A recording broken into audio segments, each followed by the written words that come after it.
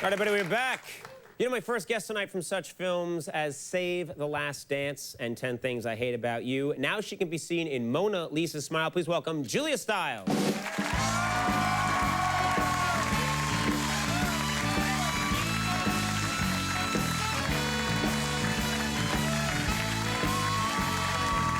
Great. Thank you very much. Thanks for being here. My pleasure. So this is a happy time of year. You're having, you got a big holiday plans? Yes, I'm going to be going to Puerto Rico for New Year's. Oh, that's nice. Yeah. Do you have any resolutions yet? I know people always ask me, do you have any New Year's resolutions? And I usually just don't do it. I blow it off. I do, actually. I've decided that I'm going to stop doing that kissy-kissy thing, which I almost just did with you. Oh, just my luck. Thank you. No, Wow, no. you stopped just in the nick of time. No, you know where you say hello to somebody and you shake their hand and kiss them on the cheek, like... Yes. It's kind of like a Los Angeles thing. I do this with Al Roker all the time. It's very confusing, but yeah, it's kind of, I guess it's a little awkward. And what don't you like about it? And then, I've started to do it with people that I don't even really know. Like, I'll be like, can I have an order of fries with that? You know, it's kind of... Right. I bet that guy's happy, yeah. No, I just think it's kind of pretentious, and I'm going to try to not do it. Also, there's some people, last night, we had a Sports Illustrated swimsuit model on, and she's from the Czech Republic, and she insisted on 3 kisses. See, that's which just I too was okay with. You know, I actually tried for 5, and she hit me in the eye, but it gets confusing. It creates that social awkwardness. Your face is, if you do this, then your faces get too close, and then you could accidentally slip them the tongue. It's just really weird. Well, yeah. That's a little hard to explain away later on. The tongue, I just thought the tongue. You never do that? No, I never knew that. But also, for me, I have a big fat head. You can't tell at home. I think you can tell at home. But when my head gets really close into women, it frightens them. And, yeah, exactly. That was good. Wait, you weren't kidding. It really frightened you. You know, you seem like a very nice, like a very approachable person, and that's a good thing, but I would guess that would be a problem sometimes with fans. Do you have fans that are maybe too sort of familiar with you ever? I try to always be really nice. Yesterday I was at the gym and somebody asked for my autograph in the locker room, which is just awkward and just uncalled for. Like, I tried to be really polite, but the whole naked thing just... Oh, you were naked in the locker room? Yeah. Oh. Well, that's what yeah, now I'm uncomfortable. Well, sometimes you're in the act of changing or, you know... Well, yeah, but still, it's just the locker room, the personal space thing. Personal you don't space. really... I was still polite, but she didn't have a pen or a piece of paper because she didn't have any clothes on, but So she's naked, you're naked, and she's asking for an autograph. That's yeah, that's very weird. Yeah, it's weird. But I try to always be nice, because... The strange thing about my health club, which is right here in Rockefeller Center, is that there are people that walk around naked and clearly they're not working out. They're not going... Does anyone know someone like this? The person's not on a machine. They're not doing anything. They're walking around naked and just sort of showing you their nudity. Oh. And then sort of trying to look busy, like, well, I got a call to make, and then, but not doing anything. But see, what if you were the person, like, calling the naked person in the gym? That would be really awkward. And you were naked, too, but you weren't in a gym. You were at your office. Yeah. These are very strange scenarios. Yeah, I love nudity. Now, I understand that you're into something that's called Pilates. Yeah. And I want to ask you about that because I've heard of Pilates, but I have no idea what they are.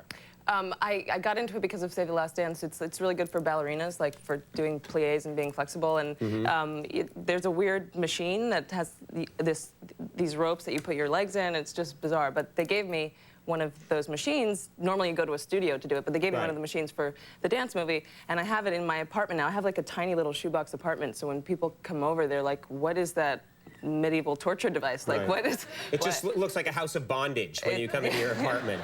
Yeah, it's embarrassing. Now, and so is the idea that it's just literally there are ropes tied to different parts of your body and you pull and there's resistance? Springs, yeah. There's springs that prevent you from actually being able to move, kind of, and you have to fight against it. It's strange, but it's supposed to elongate. Right. It just sounds like the kind of thing that gives you great results, but I know if I was doing it and someone saw me, I'd be humiliated. Yeah, exactly. Because I'd be tied up in all these ropes and thrashing, and I'd say, no, I'm getting a killer ass. Leave me alone, you know, but it would be totally embarrassing and humiliating. I would try to. Now, I understand you used to be a vegetarian? Is that right? Yeah, I was vegetarian for a couple of years, and then I became a vegan, which was a big mistake. Can you explain the difference? What is, I don't really know what a vegan means. Do vegans, can they eat anything? Are they just eating packing peanuts? What are they eating? No, vegans don't really eat anything. It's like hay and straw. So they're horses, basically. Yeah. They pull milk carts. They live on farms, primarily. Yeah. No, I still have friends who are vegans, and you just basically don't eat any animal products, but that eliminates a lot of things. Like, I could eat this table, but right. I couldn't eat. Not really. There's some animal in here. This was a horse not too long ago. Don't ask me what happened. So literally, you can't. I know, because someone just the other day, gave me a vegan. They were like, "Here, try this vegan oat cookie," and I ate it, and it was Not cow. No, but it kind of tasted like it was just like, good vegan oat cookie, but that's all I could think to say. Yeah. But I gave that up. I gave it up because you gave it up. Yeah. Why did you give it up? Really badly anemic. I was really just drawn, and it's not healthy if you can't do it right. So I just stopped it. So and did you like when you took that first bite into like a hamburger or a steak afterwards? Were you happier to take getting used to? Oh God, the word orgasm comes to mind. It's like yes. It was like now I know why people. I mean, right. Oh, the poor little cows. Whatever. No, it's too bad and everything, really but we're gonna get a lot of mail behind now. No, but I agree with you 100%. Yeah, sorry, cow, boo-hoo. But anyway, it tastes real good. Really good. Anyone that comes to me and says bacon doesn't taste good, I would walk over glass to get to a piece of bacon. Bacon, I love bacon. You know what I mean? Yeah. I would eat a vegan oat cookie if you wrapped it in bacon. Then I'd be like, hey, good vegan oat cookie. I think you should market that, actually. I'm gonna do that. It's gonna be vegan oat cookie wrapped in bacon. Not recommended for vegans. You'd be like, well, I don't understand. What's the point? Let's talk about Mona Lisa Smile. Yes. This movie, and your character in this movie, it's something that kids today probably, it's a long time ago, but it's hard for them to understand that there was a time when, in 1950s, when even women that were very serious about school and about a career, had a very, maybe different attitude about what they were going to do with their life. Yeah, they were just, especially my character, we were just expected to meet our husbands in college and then get married and raise a family, and didn't really have many options aside from that. But it takes place in 1953, and my character is very studious, but has always, all her life, imagined that she was going to be a homemaker, which is fine for some women, but... But it's just interesting. It's an interesting character because she's, ambitious and very smart, but then it's just like, yeah, and then I have to get married right away and raise a family, and that was just the given at that time. Yeah, it just didn't even really occur to her what her other options would be, and then Julia Roberts comes in and sort of opens her mind to different options. Challenges these ideas. Yeah. We have a scene here from the movie. What do we need to know? What is the scene? This is where I go. Julia Roberts is my art history teacher, and I go to debate a grade that she gave me, and we start talking about my future, and we start talking about my future. Watch. All right, let's do it. That was good. Watch. Now you watch. Take a look at this clip from Mona Lisa Smile.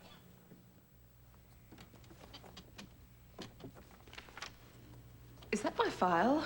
What's it say? Well, let's see. Straight A's, president of the Poetry Society, captain of the debate team, co-captain of the tennis club, founder of the Horticulture League. And it says here that you're pre-law. What law school are you going to go to?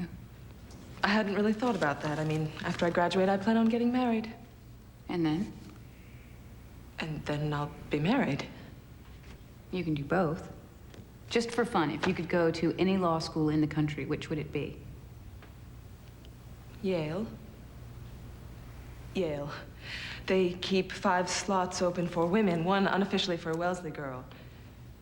But you haven't really thought about it.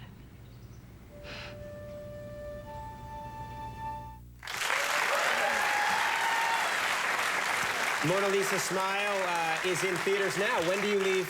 When do you leave for your vacation? When do you go? The day after Christmas, actually. Okay. Yeah, well, I'm excited. Sunblock. That's what I do. So I pale. always bring giant cakes of sunblock with me, and I wear an old lady's hat on the beach. The least sexy man sitting there by the water. Thank you very much for being here. Thank you, Happy my holidays. pleasure. Julia Stiles, everybody. Mark Maron coming up. We'll be right back.